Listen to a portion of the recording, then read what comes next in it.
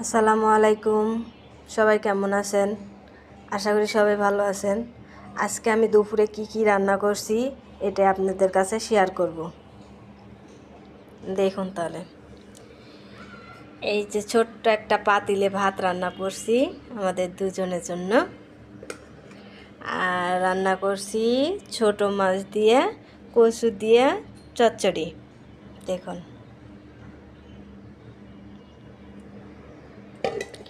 আর রান্না করা হয়েছে, ভাত ছিল সকালে, সেই ভাতটি ভাজি করছি আর কি।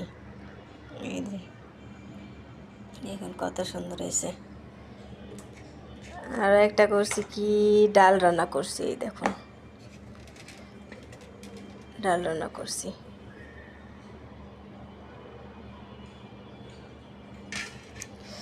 আর কার ভালো লাগছে, যদি ভালো লেগে থাকে শেয়ার করে দেবেন।